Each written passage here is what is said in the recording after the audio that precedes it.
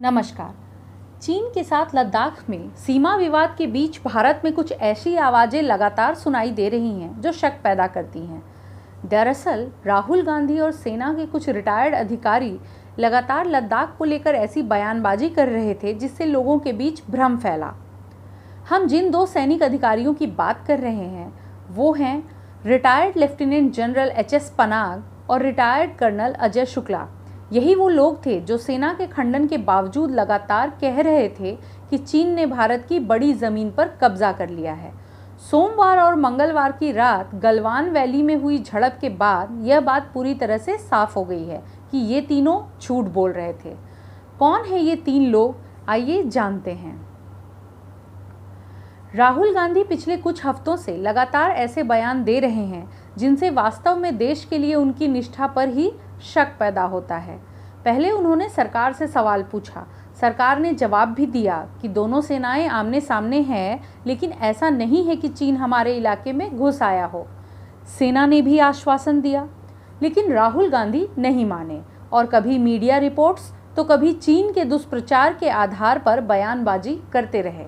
राहुल गांधी ने लगभग ऐसा ही बर्ताव डोकलाम विवाद के समय भी किया था और उस वक्त भी वो गलत साबित हुए थे।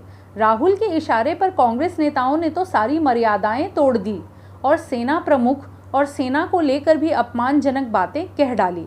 लोकसभा में कांग्रेस के नेता अधीर रंजन चौधरी ने तो बाकायदा सेना प्रमुख एम नरवणे का मजाक तक उड़ाया। अजय शुक्ला सेना में कर्नल रहे हैं और रिटायरमेंट के बाद पत्रकारिता करने लगे। वो एनडीटीवी समेत कुछ मीडिया संस्थानों में रक्षा से जुड़ी रिपोर्टिंग करते आ रहे हैं। अजय शुक्ला के साथ समस्या यह है कि वो एक सैनिक के तौर पर भी संदिग्ध रहे हैं और पत्रकार के तौर पर भी हमेशा से ही संदिग्ध रहे हैं।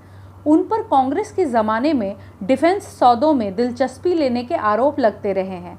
यही कारण है कि वो कांग्रेस पार्टी और ख़ास तौर पर गांधी परिवार के बेहद करीब हो गए।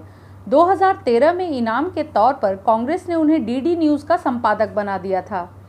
2014 के बाद से अजय शुक्ला ज़्यादातर ऐसी खबरें करते हैं जो वास्तव में चीन या पाकिस्तान का प्रोपेगेंडा होती हैं।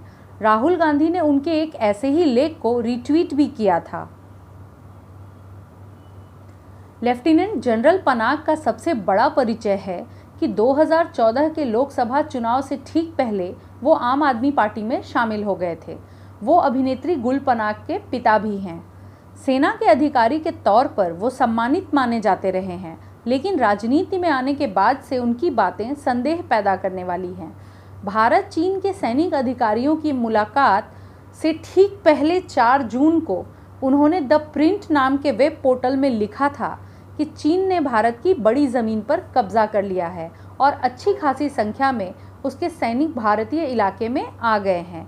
इतना ही नहीं, उन्होंने तो यहाँ तक दावा कर दिया था कि बातचीत में भी चीन ही हावी होगा। माना जाता है कि यह पूरा लेख किसी विदेशी ताकत के इशारे पर लिखा और छपाया गया था। राहुल गांधी, अजय शुक्ला और एच.एस. पनाग इन तीनों के भ्रामक दावों के कारण वही बेहतर बता सकते हैं, लेकिन सच तो ये है कि इससे पहले 2010 और 2013 में जब चीन ने भारत के बड़े इलाके पर कब्जा कर लिया था, तब इनमें से किसी ने भी मुंह नहीं खोला था। यह बात सामने आ चुकी है कि 2010 से 2013 के बीच चीन ने लद्दाख में भारत की करीब 700 वर्ग किलोमीटर ज़मीन पर कब्जा कर लिया। इसके अलावा 1962 की लड़ाई के समय जवाहरलाल नेहरू ने गिलगिट बल्टिस्तान का एक बड़ा इलाका और पूरा का पूरा अक्साई चीन को दे दिया, जबकि 2017 में डोकलाम विवाद के समय भारतीय सेना ने चीन को 1 इंच भी आगे नहीं बढ़ने दिया था। चीन ने न तो ऐसा पहली बार किया है न आखिरी बार, लेकिन हाँ, डोकलाम से गलवान तक उन्हें वैसा जवाब मिला जैसा उन्होंने सोचा तक नहीं था। इस बार लाशों की गिनती पर चीन की चुप्पी यह बता रही है कि उनको कैसा झटका लगा है। बीजिंग से कुछ स्वतंत्र पत्रकार तो बता रहे हैं कि अस्पतालों में लगातार लाशें आ रही है और उन्हें लगातार जलाया जा रहा है। सवाल यह है कि क्या सिर्फ राजनीतिक विचारधारा अलग होने के कारण राहुल गांधी ऐसा कर रहे हैं, या उनका मकसद सेना और सरकार पर संदेह ही पैदा करना है।